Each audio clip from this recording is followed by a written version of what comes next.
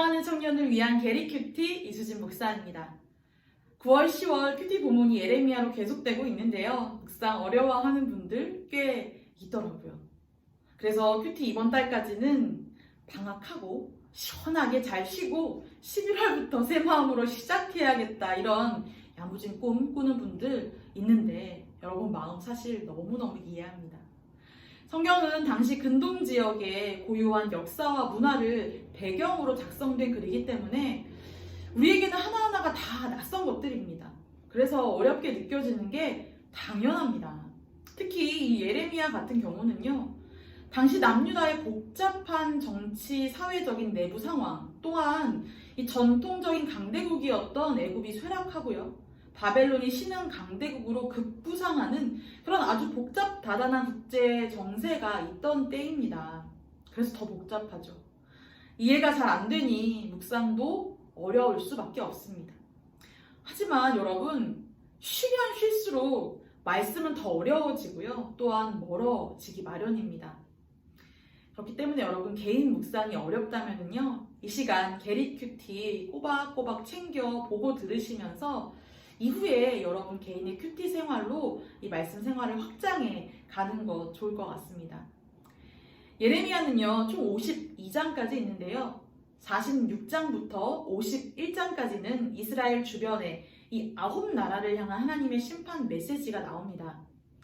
오늘과 그리고 어제 본문을 보면 애굽에 대한 하나님의 심판 메시지가 나옵니다.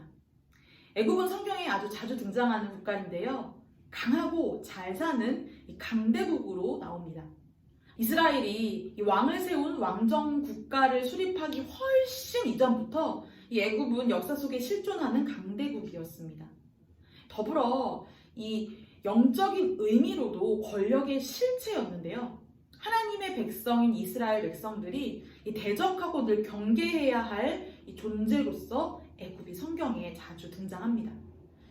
이스라엘 백성들은 홍해를 건너 출애굽하지요. 그리고 결국 가나안에 입성하게 됩니다. 이것은 그들이 과거에 종과 노예의 정체성을 버리고 씻어버리고 하나님의 선택받은 백성다운 삶을 살도록, 이제는 다른 삶을 살도록 초대받은 것을 의미합니다.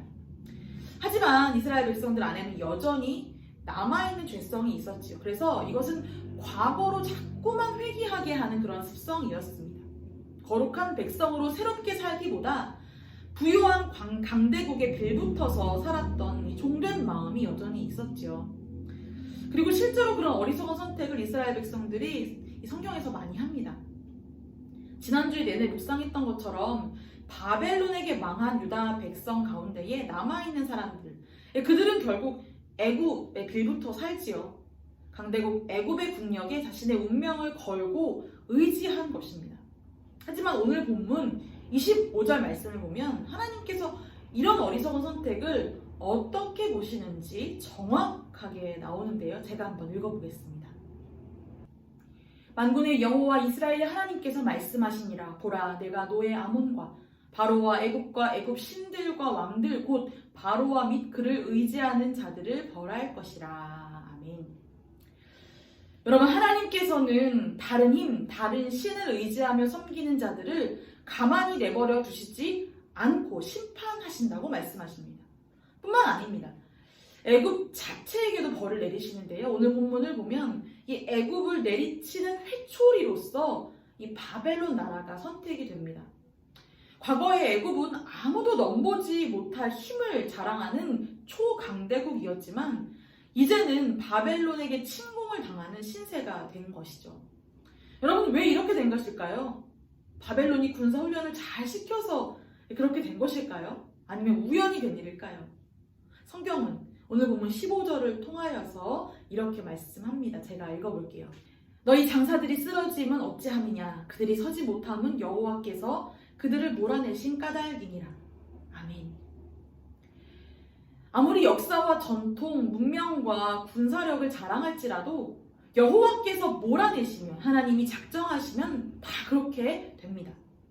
그러므로 우리에게 필요한 것은 지금 당장의 상황, 그 너머의 하나님의 역사, 계획, 하나님이 하시고자 하시는 그 일의 방향을 신뢰하는 것입니다. 그것을 바라보는 믿음이 지금 필요합니다.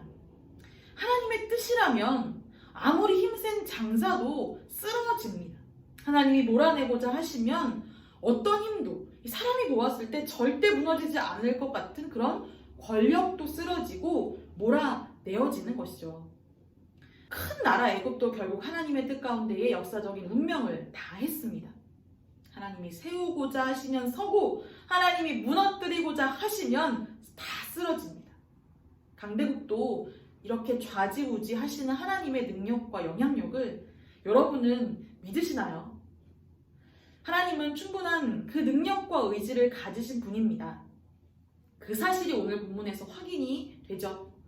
세상 권력도 그것이 아무리 크고 강하다 해도 언젠가 수명을 다하고 말지만 하나님의 권능은 상상할 수 없을 만큼 거대하고 영구적인 것입니다. 하나님의 크심과 능력을 더욱 느끼는 이 하루, 그 하나님만 의지하기로 결단하는 우리 모두가 되었으면 좋겠네요. 함께 기도드릴까요? 하나님, 힘이 센 장사라도 하나님 앞에 쓰러짐을 말씀을 통해 봅니다. 하나님이 작정하시면 그것이 무엇이든 그대로 우리 삶에 이루어지는 줄 믿습니다. 세상 권력과 헛된 신을 버리고 하나님만 의지하는 우리 모두가 되게 하옵소서. 예수님의 이름으로 기도합니다. 아멘. 오늘 매 순간 하나님만 의지하는 승리하는 하루 보내기를 응원하겠습니다. 내일 뵙죠.